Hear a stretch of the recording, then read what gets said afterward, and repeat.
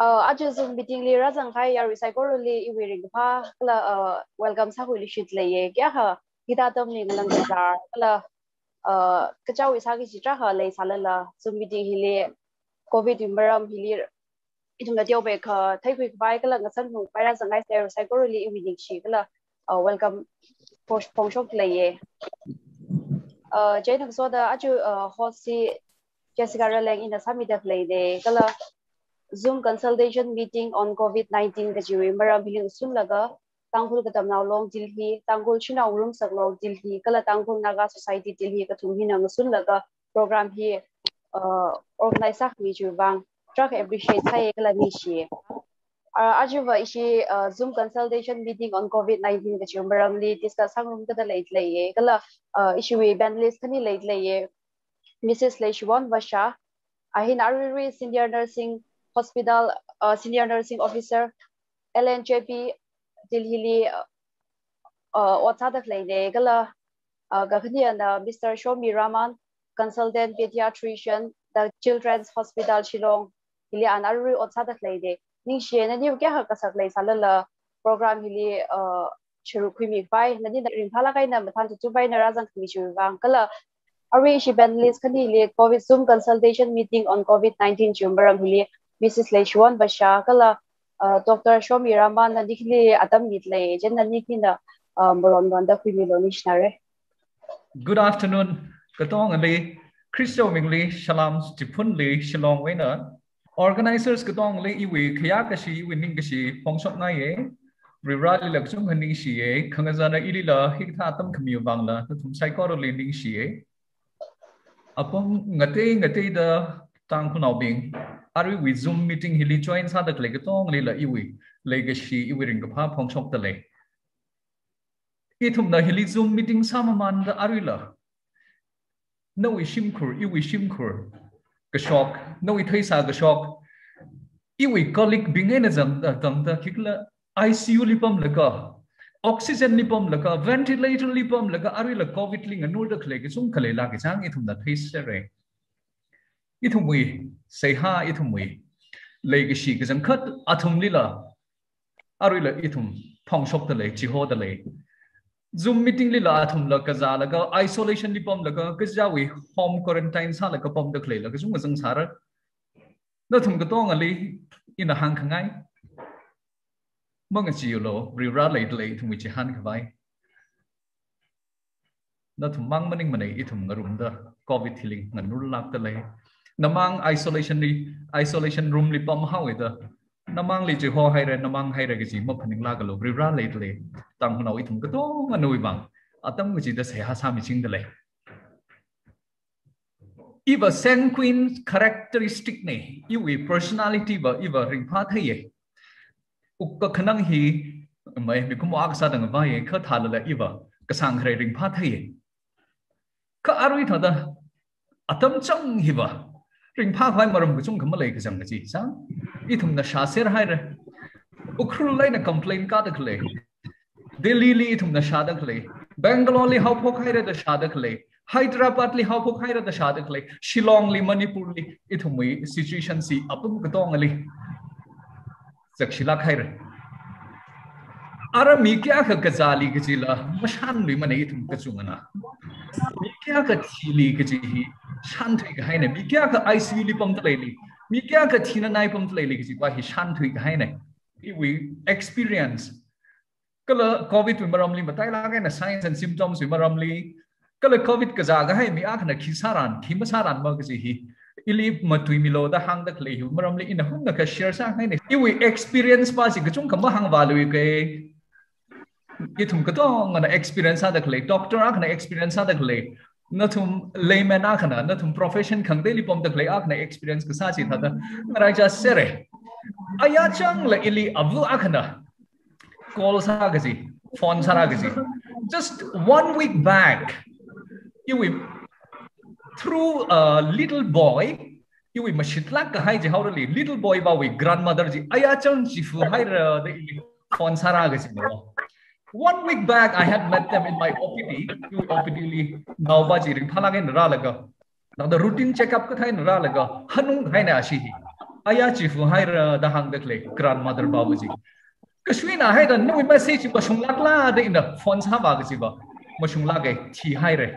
chifu haire da hang ra dekle ko thui hi ma phaning khar shop dekle ko ro hi yang laga ka tha da thi hang to ga jina kaswira ke na thi ga hai ba around 50 years we labujina COVID vaccine kap ka chena thi ha wo da hang ra ga ji chene kaswina lui hai ni ka jang lakla COVID vaccine kap laga kya ga thangwi thili thi ha to ga ji khani thangwi thili thi ha ji COVID test masa to da ina khang ha ni na o COVID la positive sa sa ye da hang ai he na ina hang ngai ba COVID vaccine na maning sa mane COVID ka za hai laga a hi ma thai la vaccine backup ka hai chena ideally ithum tha da COVID vaccine backup ke ji khama tha da ara ithum na phaning ko khia khna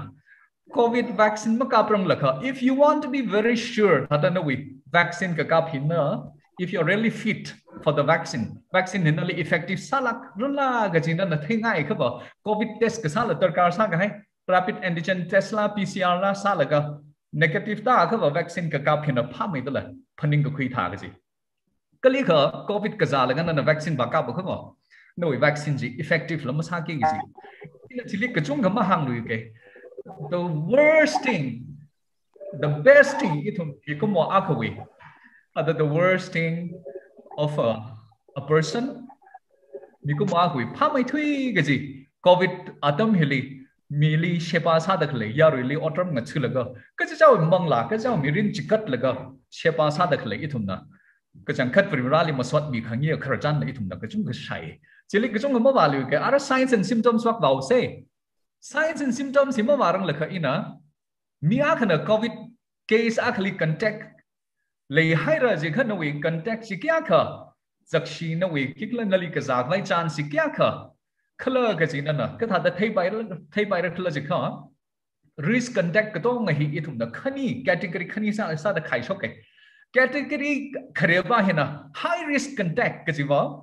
na COVID ka gaza mi akhli shepa sa laga awi machoru awi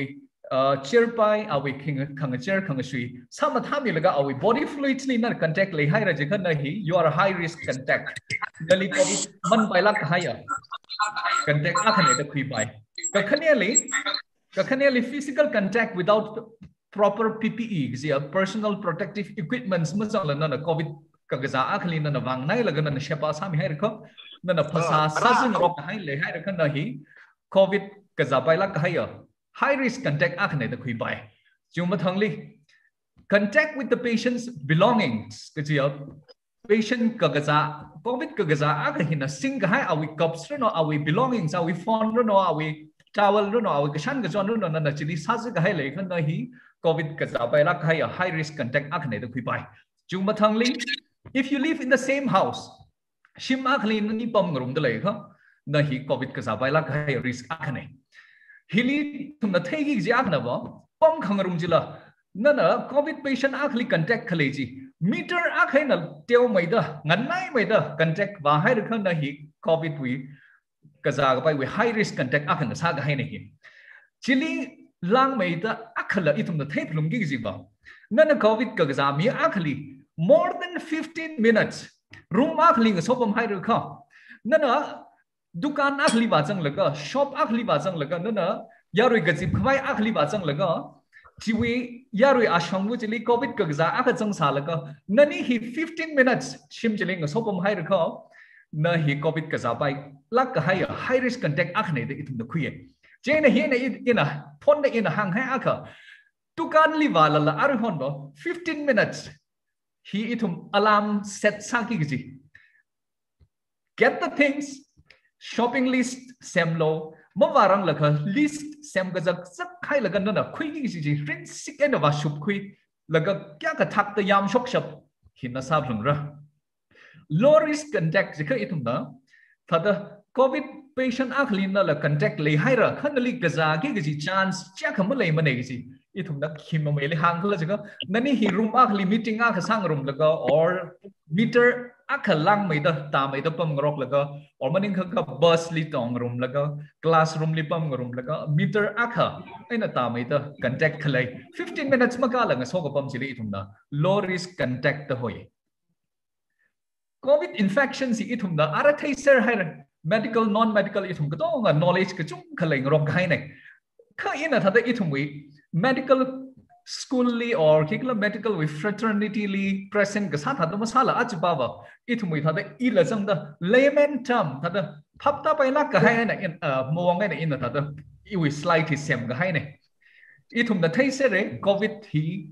ka thada progress sakla COVID ka za ga hai mi a ka hina stage kathum waba ye gaji ithum da thai sere hili stage 1 2 3 hili khamata ya ithum da khi aina stage chi khai khala ji khaba khaksui ka shi malaya kha nali fever sarano akui ka sarano nawi loss of taste nawi hikla lumting ka hai khi khamang nam lui gaji khi ka taste malai lui gaji nali chotla kaina phasali shauga popo mi gai thada aramaina sign symptoms chirara sar hikitha sign symptoms ka tonga leilala nali khaksui ga shima le kha noi oxygen level ji matyaw kha nali stage 1 li hai khaksui ga shi lai phok hai mi a khis lai thumna stage 2 ka hai ra da khuye stage 2 li ka hai la ka khaksui shi phok hai ya na shimli ma pom li pai mane hi wa na medical facilities khale nali backup khale apam lik wa hogi jine hi shimli ma pom li bai mane hi hospital ling lang da ba gi jine stage 3 hi wa nawi respiratory failure gi na khakaswila na khalatamba khakswira limara na hi ventilator tarkar sa ga hai ne nawi organs failure kidney failure heart failure ka tonga chances le ga hai ne ji stage 3 hi critical sala ka hai stage ka ga hai ne hi thada stage ka thum hi ka da khai khla ga ji thada paila ka na thada simple sala ga na hang khangai khaksui ka shima le kha you are in stage 1 khaksui shipok hai ra kha you are still able to breathe properly yourself thada na hi critical salak ma ji ji khaksui shabta khle na khalat ventilator ma jangla you are in stage 2 khaksui na khalat ma khaksui ra la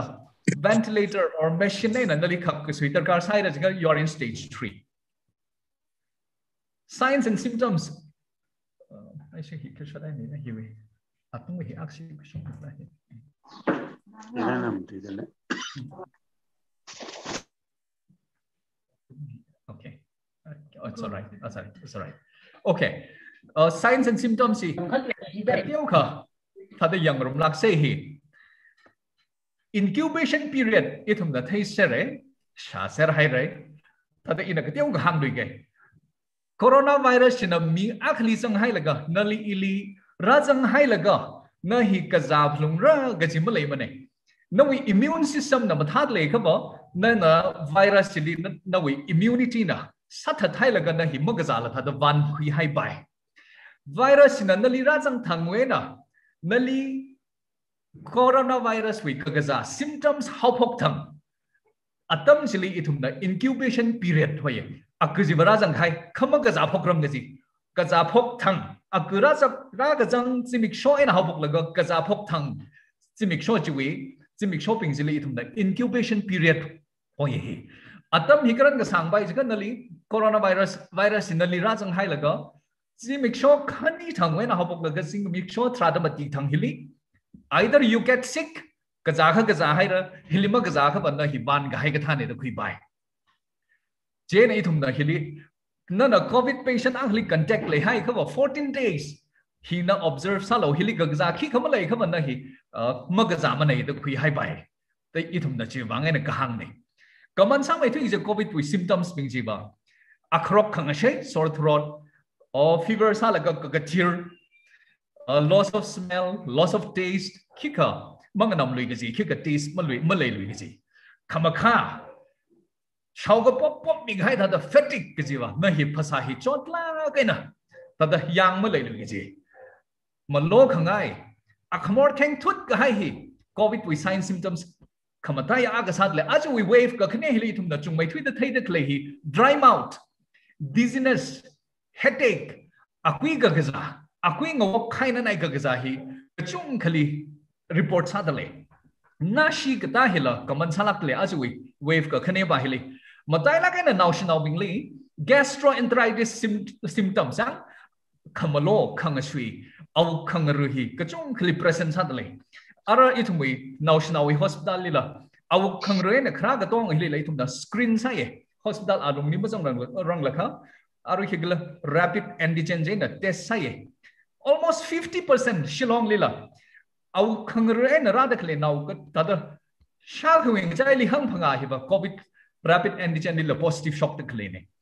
hina ga hang da national khra nau ma thai mane sorng sai ga hena ara thumi stage 3 itumi pandemic hi stage 3 stage 4 li ka sang hai ra ga ji thum khi kha ning khamong ma lai ne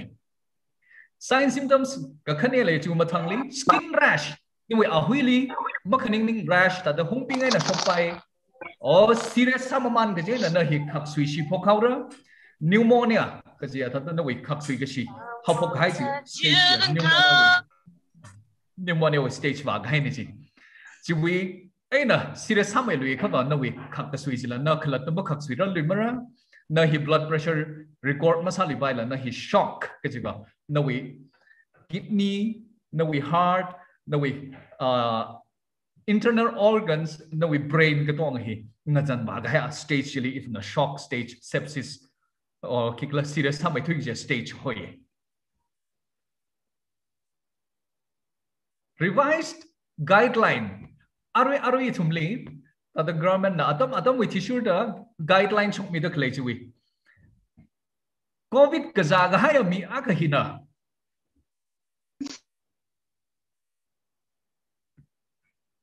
shimli pambaila pambai mala ga ji ithumli guideline hi mathala ga na chiz mi haidale na hi covid positive side covid kaza haira ga je na hospital wa pom plum ra ga ji ma lei mane ka chung na ithumna thaila almost 80% is asymptomatic kajia symptoms maybe around 10 to 20% will have mild symptoms serious symptoms here muchum mane just around 5% ka thai na serious symptoms khalai ne ya jena covid test halaga na hi positive ta hai ra ji kha ngalang da hospital ba phung ra gizlam mane hi ithumna thai gi jiwa unnecessarily itumna panic salaga shimli ma bamla thada iwa hospital pam hlungra gaji hi khangui le hi thada phaning ga haina problem lam leila thada fever sa apui ga zalaga napui long laga akrokli khang shaping da hospital hi fill up sa haida kachang khat tarkar ga sabingli apam ma sam phangla leida kle hi itumna shaser da kle ne thaiser da kle ne ukruli la itum aramala meeting sara itum kikla tangkul doctors ping zoom meeting lai fe issue hi ku phai khlew daga itum meeting suffer chili langa zekra hospital li pom da kle ga tong hi kachang khat covid care center li pom da kle ga tong hi chili ka pom tarkar salak la ga ji hi itum na phaning gi ji ba itum li clear guideline lai mild and asymptomatic covid patients ping hi ba shimli thada pam gi ji ne hospital ka pom darkar ma le mane ina kateu kha hili matai sang da shimli ma pamhlum gi ji covid test sala ka positive ta ka hai mi akha shimli ma pam gi ji nali thada mild symptoms le la stage 1 ang nali khak sui gi shi khi kham le la shimli ma hai phlum gi ji category patients ping je khi mai kla je kha immunocompromised ping any age group thada kapra wena kasarnau ka sungda HIV positive transplant recipients ping cancer therapy pi the clapping hipping hivanali sign symptoms malai la covid positive ta hai ga ba hospital ba pam flung ra ju mathangli above 60 years ping hiba matai la ke na nali blood pressure le kha sugar problem le kha nali heart with problem maning kha nali chronic lungs with problem asthma ka tha COPD liver with problem kidney problem nali ka zat khi kha khangte akhala ngrum da le kha ba above 60 years ping hiba ka shapai na shimli mahai mi no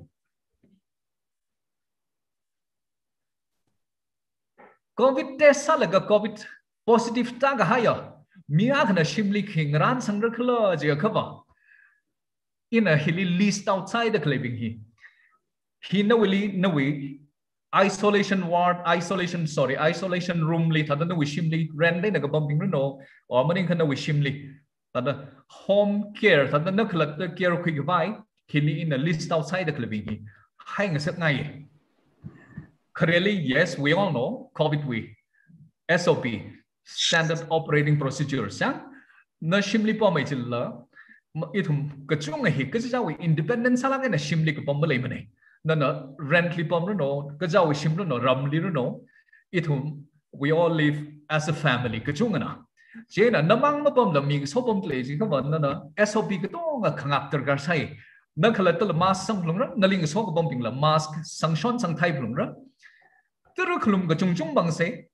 steam inhalation hi it's proven effective hi thangli khani thum shi sa se nawi thada nawi first aid kit ji house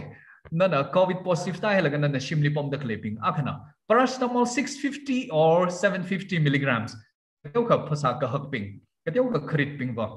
65 kg slang hai ping ba 750 milligrams in darkar sara vitamin C zinc vitamin D in a he will next slightly in a dose chikita da shaira he aribing he dose chikita da shaira gizila in the slide sem height le chila na thum na ning jang ha kikla slide chi capture samilo mathangli cough syrup covid ka jaga hai mi akhna makha da kle hi kachunga dry cough ne chena na any dry cough medicine ta da khui paira khachili dry cough li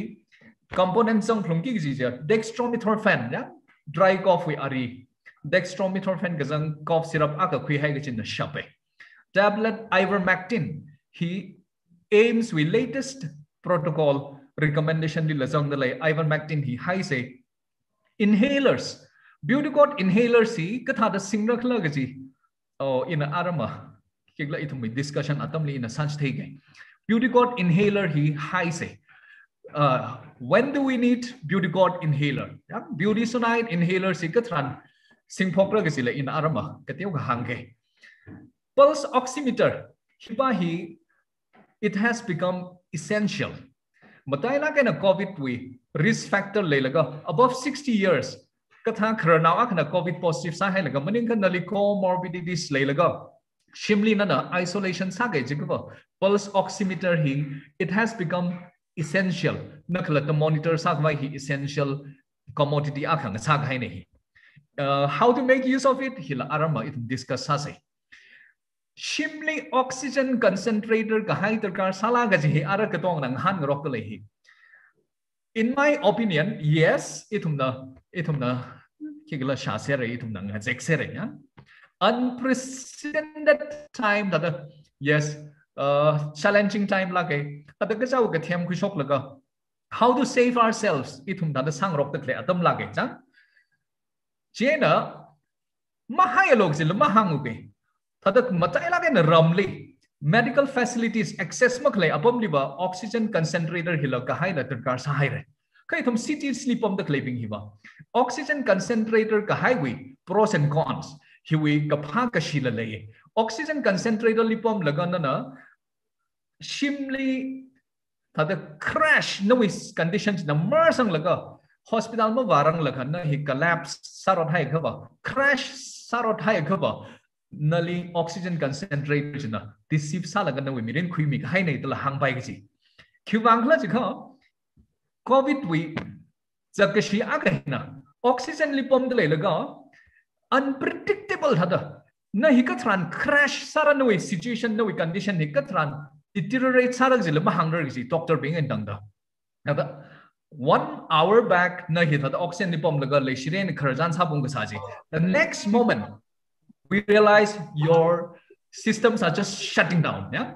chain oxygen concentrator je aramala discuss sa ka vai ke te sa se dosage aru in hang hai ari bing ji ka da shaira ga ji in dosage ke te ka hita da ka pishu khai ta le he we slides in thum na capture sangai ga sa lo screenshot sa laga he applies ha bai shimli pom da claim ya kana vitamin C tablet lo sang hai lo covid positive ta hai raj ga ta da shai phu khaw lo once daily thara thang wi lo sang hai lo ka khaneli zinc 50 mg sam bang ra one tablet twice daily thangli khani shi hila thara thang wi lo sang hai lo thaga atha maku no we fever no we headache we wang phasa khang a she we wang paracetamol 650 mg or 750 mg lo sang hai lo thangkali ya si chai bai every 4 hours every 6 hours na tarkar ka sawi thi shur da chai bai makhru kha phasa mang she kha ma chai lo hi SOS ka je tarkar ka sa ta mang li chai sai cough syrup in athang hang hai dextromethorphan ka jang cough syrup ak lo sang hai lo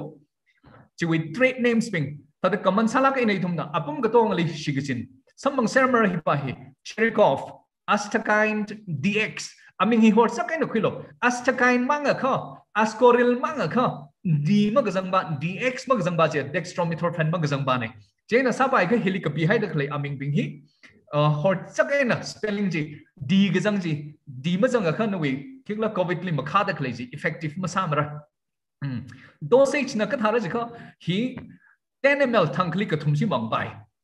katiau khapi ngai ra ari dextromethorphan cough syrup ka jang ding hi katiau khapi ngai ra chena covid na chot ta khle adam silina na pingai na lui hai khan na wi condition ji chot sang hai ra serious samai hai ra ga ji misunderstand sai bai chena na yang laga na wi 10 ml jin na li pingai na tlai khama katiau sang da 7.5 na sa kilo jiwa thangli ivermectin ina thang hang khai tablet ivermectin hi thang khali ababu ivermectin pa hi ma phasarang la shai kha effective samai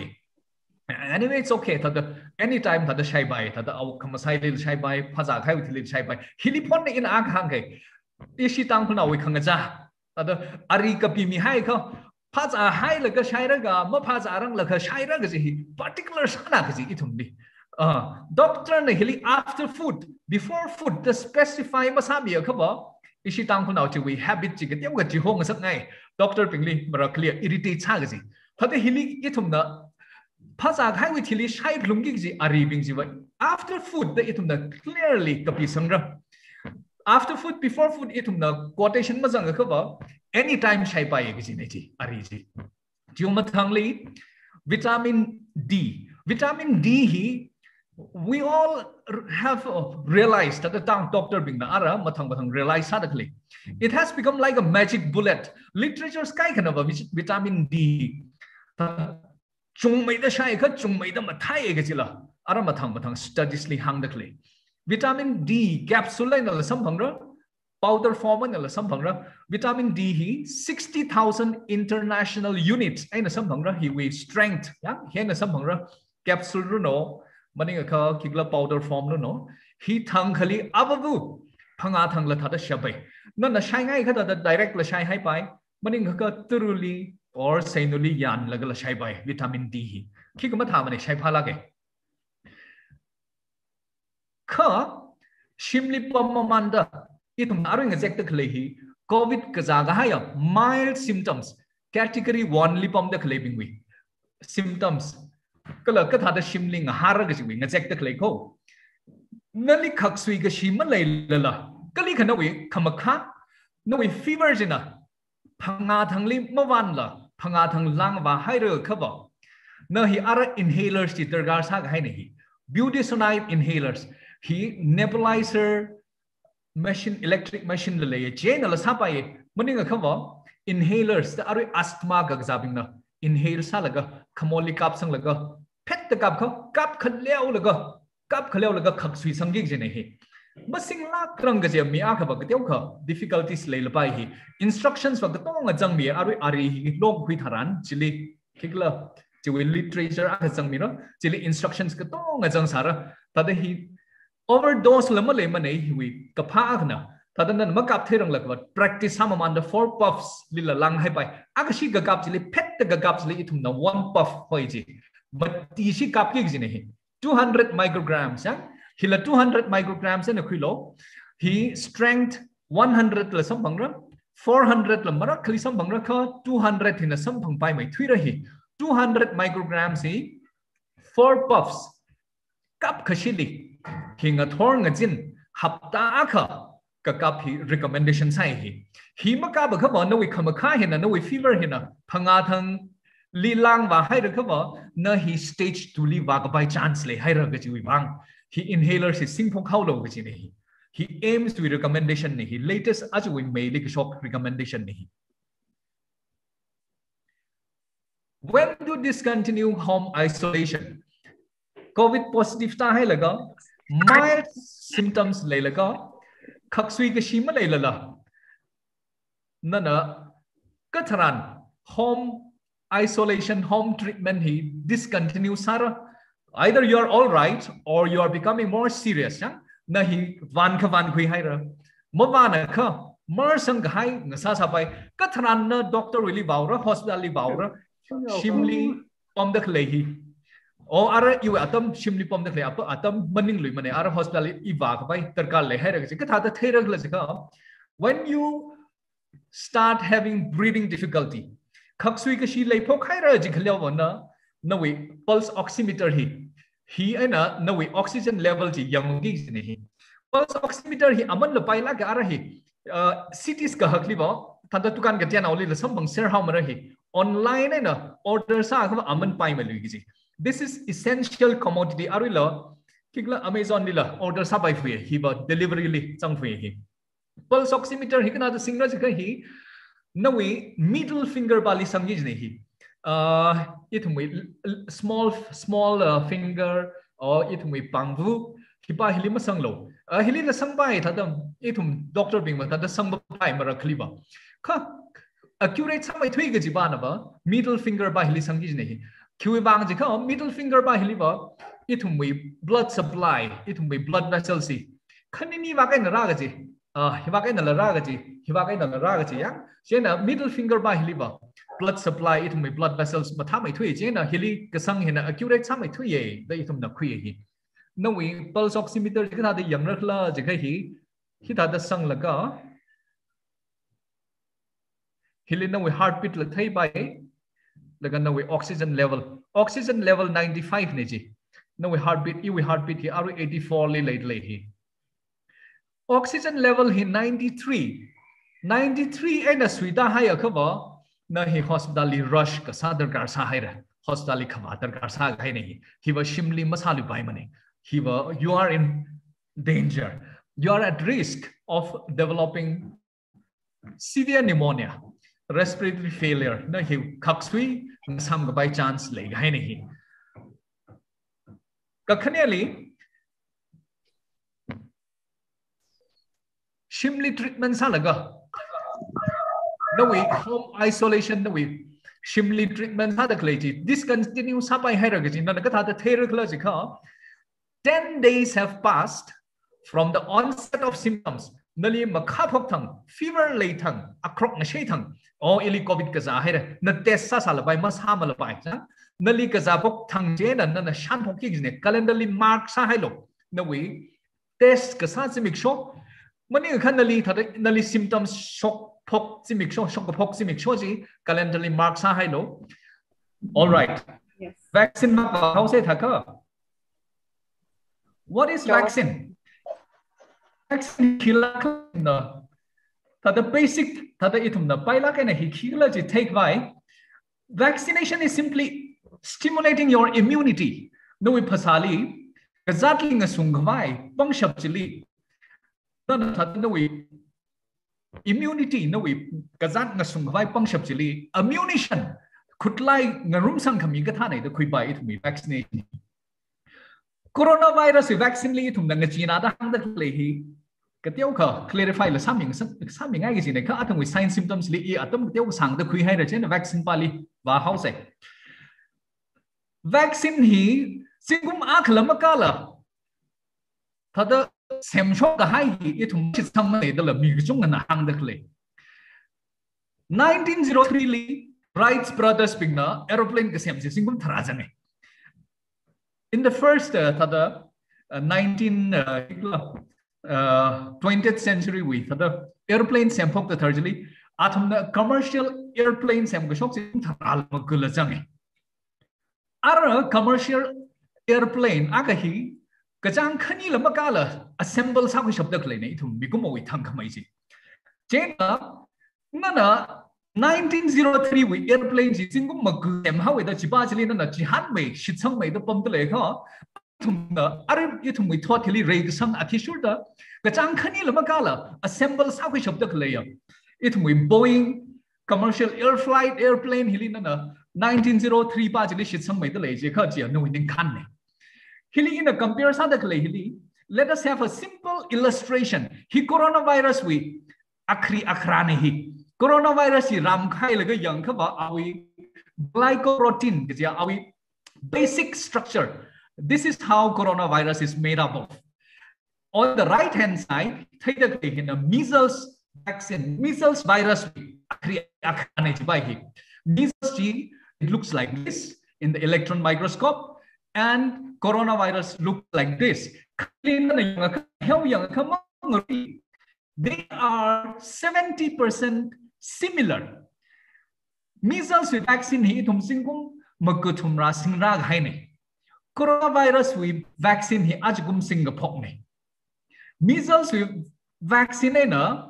coronavirus with vaccine hi chia khamang te gi because the viruses are similar 70%, even the vaccine is similar. Tha kha ngachi kha chung khale la. Measles vaccine na nauli kap mi gi na chia kha ngachi na vaccine ba ka kap ji mangachi ne se. Because we might say, itum doctor bimba coronavirus we vaccine mashrang lakha. Hiwi protection kete uga samphang chawda achakum maina MMR vaccine hi kap ngrok ser ghai nahi. We believe because they are somewhat similar, measles in kap hina thada corona li lakate ukha. Right. Okay, iwi action ji. All right, very sorry. Mashali ayaw. Shadla ye doctor. All right, thank you. All right. Next slide. India with coronavirus mutation, variants, triple mutant or whatever mutant. There is nothing new about mutation of coronavirus. Coronavirus has been there with us since many decades. SARS-CoV-2 coronavirus 2 bahi, it is a new mutant which is new to us. Wuhan virus bahi coronavirus as such was there since decades. India we variant our latest variant triple mutant itum the hangleji hilig hang nehi B1617.2 hilig hang nehi. No need to bother so much about these variants of coronavirus. This is the nature of any flu virus. Chain of flu virus with vaccine hiva. Are we itum the kapta clay Covishield and a Covaxin he? Next year, we Covaxin and Covishield he. Hima kap kupla next year 2022 him. This card sasir hogi. This will not work anymore. Next year, singum kachi the flu vaccine hiva chin blumki gijine because the flu virus undergoes mutation automatically. Jen ari kapta clay vaccine being hit highly effective sala itumna ari sing the clay vaccine being hit triple mutant virus in a mutation samaman laga gathar on the clay highly effective sala. Yes, it is still effective. COVID vaccine status ikat hada lekla jika 2020 December Christmas atam jiwena in the mamaning la okutui ngawi ngrum laga vaccine sem the clavingly demand he 10 billion itumwi Indian itumna familiar sakme hasesga 1000 crores demand leg hainahi he will demand he kachungaba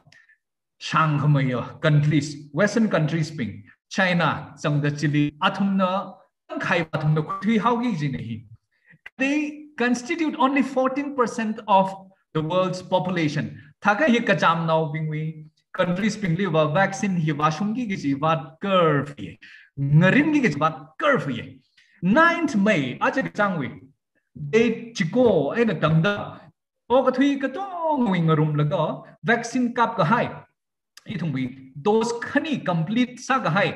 mani ka khai itungwi mRNA vaccine Moderna we single dose pa complete sa ka hai hi kya khala khai khla jika only 1.3 billion people. All three up to 1.3 billion mang the vaccine kap. Mika hamakapran 7.8 billion hili 1.3. He kushok hai arila 6.5 billion people na COVID vaccine hi kap vaing clinic. Vaccine hi tada ladele ari statistic. stem the clay companies over the Mayag higher companies Tramati, higher Ari Rashmuda. Keeping here, stem clay capacity, full capacity on company here. Vaccine stem capacity only 10 billion. Athang in a hang height out of this 10 billion, 5 billion. 5 billion itum tam khamai countries pingna year gi gini ji thaga ji covid vaccine ya kha short time roughly but the tang khuna bing thing sa khangai vaccine hi shortage te na ke na lead le over the population 7.8 billion vaccines pai ngarok tak le hi arina shung de over the to ngali vaccine hingarin ga hai hi 1.3 billion vaccine hingarin hai re arila 6.5 billion population hina vaccine hingarai de klene ithumli free na kap mi de kle atom thran vaccine hi kapsi ka ma kapsi ga ji phaning bom de kle hi ithum doctors ping with forumly ithum marakli nga san sang naw da hange chawngai la ga chang tam khnaw ping hia hilia pung matili nganing la line sa la ga ithum na masam phang la ngarai ngrok tle tam khnaw ping wi lang na so hia khle mai na rakap khilo vaccine maning la apong khangate malay manay jilala vaccine marakap la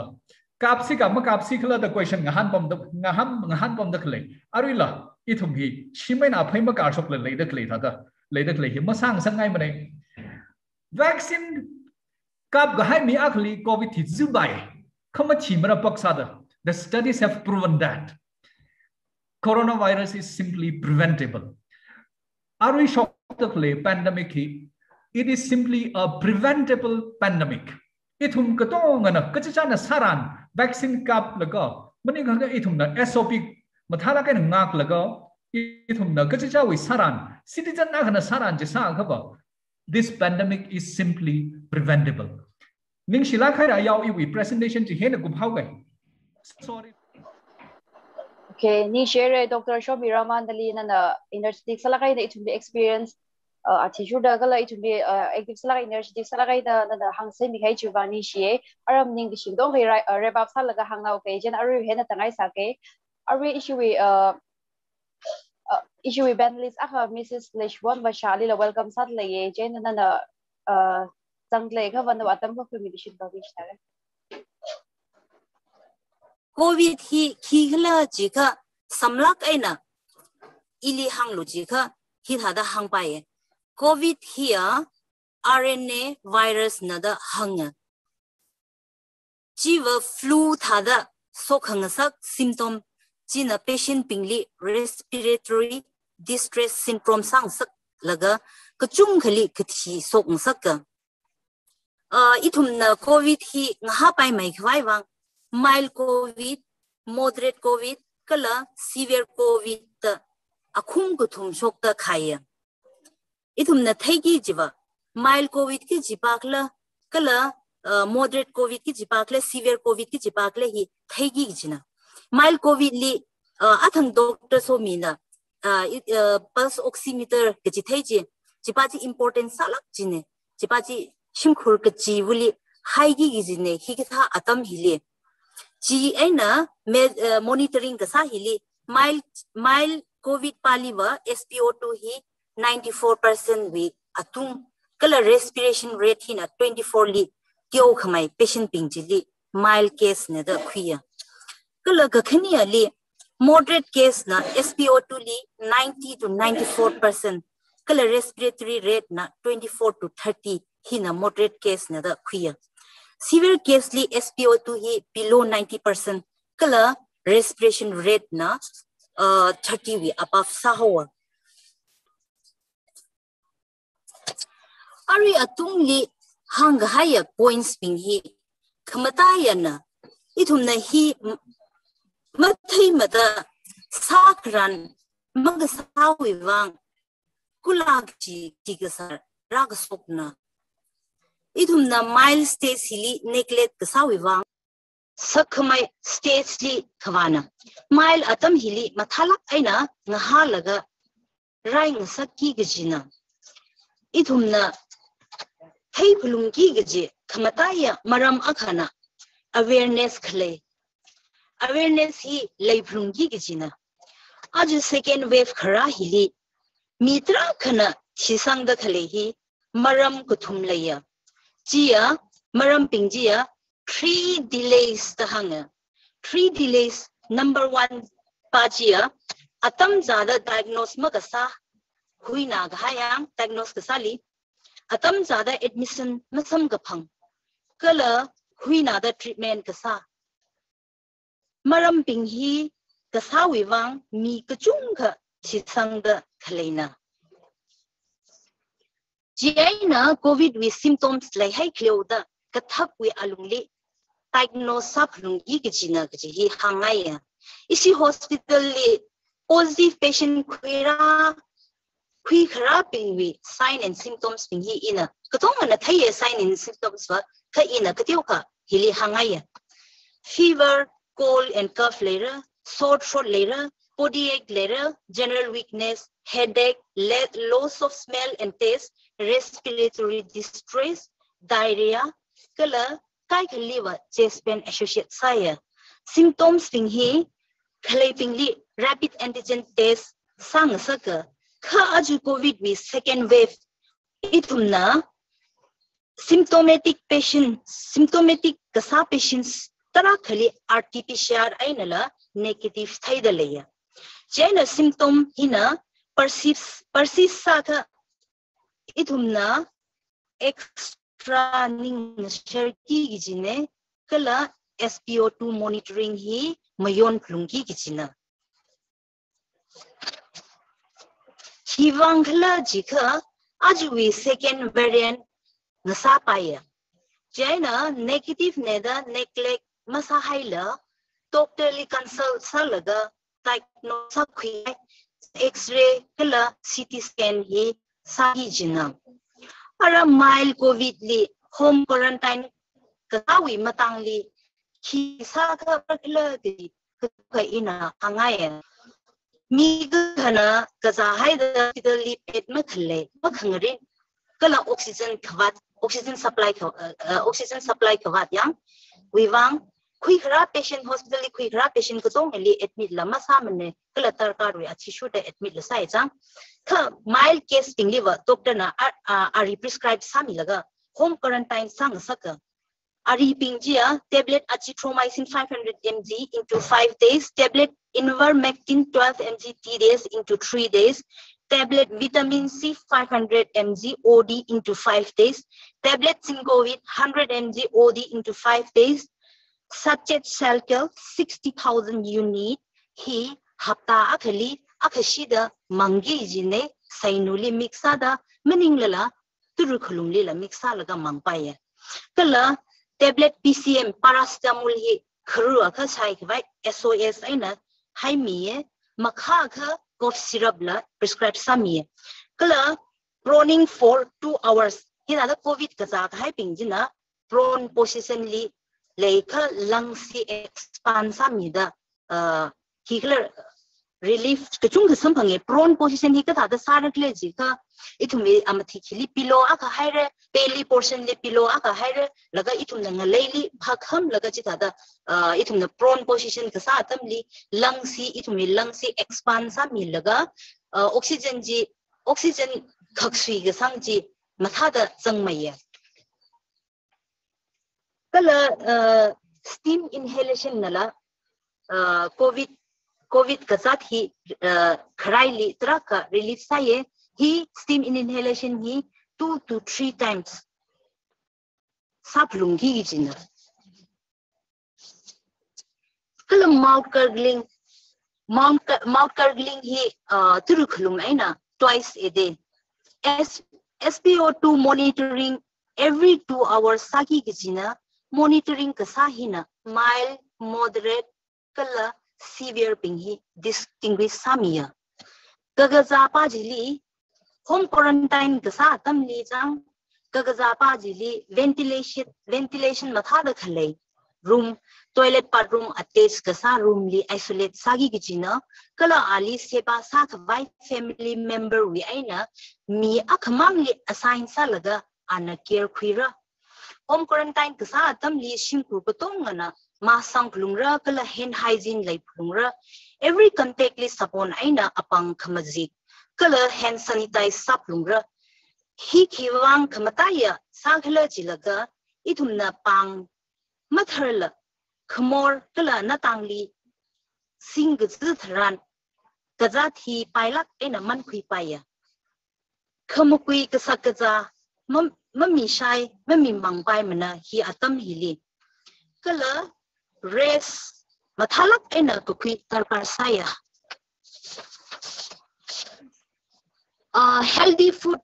kasakaza kukui hina covid patient li recover kasali main role khuya itumwi phasali kana khawai pailak ena sam kapang kaman kasa kasakaza breakfast lunch li kala evening li kala dinner li khui ka pai pingji ina hunger breakfast li veg poha idli haru kala milk sainu li mataila aina sainu khamang thran yai ngam powder ji mix laga mi khamang li effective sala ke hi khiwang thla ji ka yai ngang hi natural antibiotic ne Jina throat itching kala sore throat kasaping li relief tra ka sampang saka lunch li chapati rice khichdi dal green vegetable curd salad cucumber aina hi ka tha hi nutritious salad ka hai kasak kazana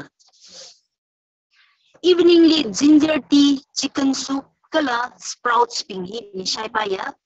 dinner li chapati rice paneer chicken green vegetable salad hi ka tha hi miya kaji ka tha na diarrhea kala kila malo khangai le ka veg khichdi ginger tea hi food light food athane jaina digestion li hi khini hina ngachon miya post covid li phasa khanga janthran ithumna saigi gichi kasakaza pingchia main sa the energy boosting food consume sagi jina chiping jia banana apple orange sweet lime juice kala sweet potatoes pingji itumwi mathor ngajinwi phagazali murumda saipaya post covid complication malai khawai gajipa wathada body dehydration kasaina tada urinary tract infection kathala rapai kala khamakha makhawan la leye khamakha katha lei hai ka turu khulum hi mangmilo toila kaina kachum khamangmilo kala turu wi ayur type khikla jika vegetable with juice la salga mangpaye coconut water fruit juice katha hi taraka kukui tarkar saye ari ina moderate aina severe we matangli ina hunger moderate covid case being here SpO2 below 90 to 94% kala respiratory rate na 24 to 30 heaping hina kala severe covid be SpO2 na below 90% kala respiratory rate na 30 we above later in athang la hang kaina he stage he rahai ga complication ra ko khawa chiping jia shortness of breath saturation drop down the sa loss of consciousness saturation he drop down sa hai ga loss of consciousness ra pa ye aspirate sa ye acute respiratory distress syndrome heaping hina moderate case kala severe covid case khani hi stage rahai ka hospital li treat sao ki jina hi stage li oxygen aina steroids pingji patients conditions we athishu the doctors na observe salaga mi haura hi katha atam hili stress kala panic hi khalai ma phamne stress aina panic khalai patient li complication increase sang saka hi da situation hili mikumo akasa da stress kala panic masasa kiji makharar atamli itumna vreshi akhasada itumli kasa khwa vrevra jili phaning khu maningla apong katay malay mana Isaiah 41:10 li hanga hai fear not for I am with you be not dismayed for I am your God I will strengthen you the hang hai dale ina iwi ot mangali sangning tranli tuiping hi ning ungda ili ninglung masaka achu higatha atam hili itum kutong ngali itum wi khringa varechina mayon mi ngak mi dele kala ngaso mi jingra gaji sit kasang gaji han leilaga ot sa se kala opchi se gaji hi hangaya ina iwi khnawa tisada tuikhur aka khini hi hanglaga kupsang kwai saga atam hitranwi sagasiya kachathina khibali khala masazu luiranu kala ithumna saran salaga jiga government na ithumde rule semsok mi ka hai SPO2 ka tha khanga ara doctor somi na mathala kai na hangmi hai re vaccination ka tha bakhui ithumle sambangda le ka advantage khui laga jiga tha ji mathala kai na mayon laga kala atam sada khui laga itum coronavirus hi ngara laga itum yuilakse gi ina hang laga kupsangayen nishla herzom katong live na so mirunu nishla kai business mi won mo shana na atam na we kya khang lang bazar le samala itum tang hona we wang kala mi kumo we wang da atam chika chok laga dio me corona sa da le kala coronavirus imbram le hang mi khai chiwani shnai na atam chok mi chu wang nishla kai re issue we kupsang bai mek bai wak pang bai reo se chen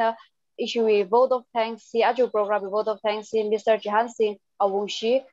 DLD president atam mi ngai nei na atam ko khumi lo nishnar ning share than meli atam khumi wa pre makeup the atwe program ranye hili shar khumi ga ya Dr. Shomi Raman consultant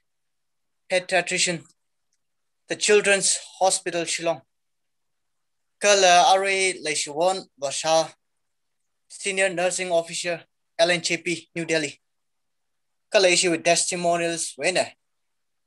share something higher Dr. Yaripang Howry Assistant Professor Ansracha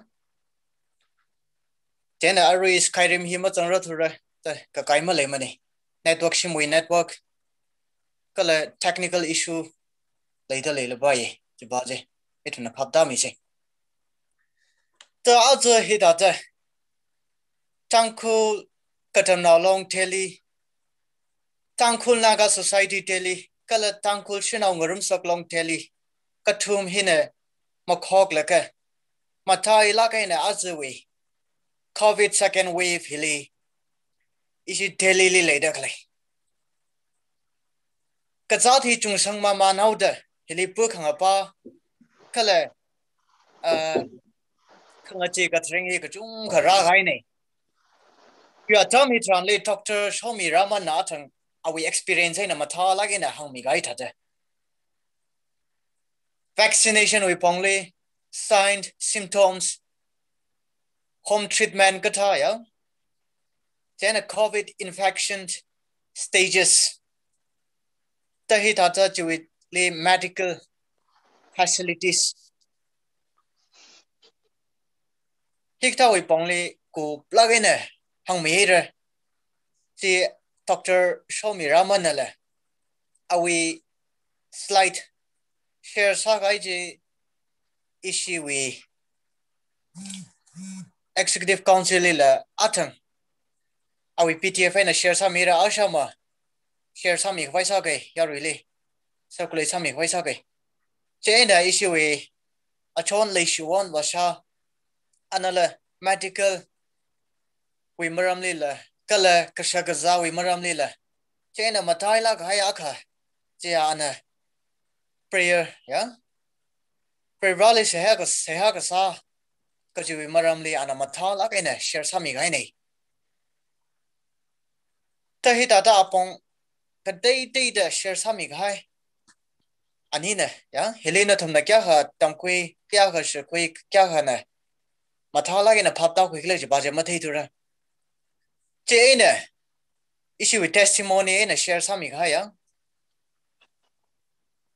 hospitaling a halaka ani ne rai go kui ana ari european doctor european na rai go kui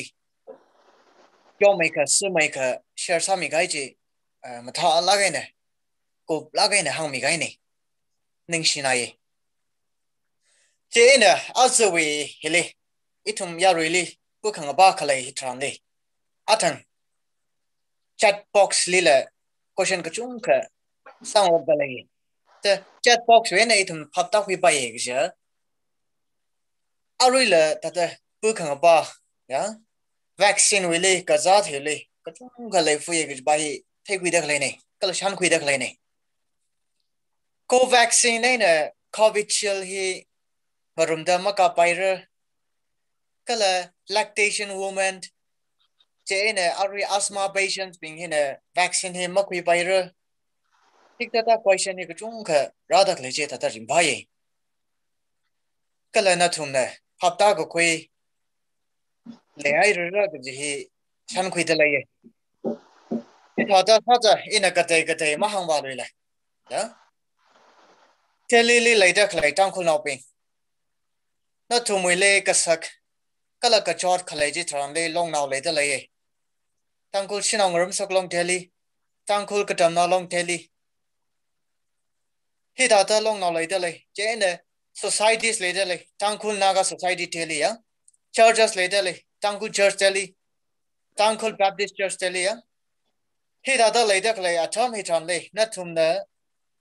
no we ka sak le kha ba long nau le nga kaw lo church le nga kaw lo fellowship le nga kaw lo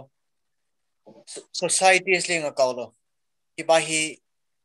hang ju phun khangai nei ning she re tui hi ne ko ku mu sau ge ka za da khlai khanang ka za da khlai na thum sai ko re li thata khrai khawan hi nga saru no kala khanga che ka thring la ma le alo na thum mai pe ka phi le da le ye kala long nau ne ma chon mi la gra ka je hi hang khangai nei ning she re Ning Schneider yarik dong please stay safe, take care. Schneider, Dr. Sean, mau ni Schneider nawi sharing itu ni yang lagai na na create kalau questions la ini yang kau kecung ka rata le la ini yang kau atam hi shurut na kai wi bang ne kang ngahan kang ai mi kecung ka la le fu de le re ka ni Schneider ari nawi tangku doctors being meeting le fu de le jil la ari na hi wi pam fu de le. Thank you so much for being with us.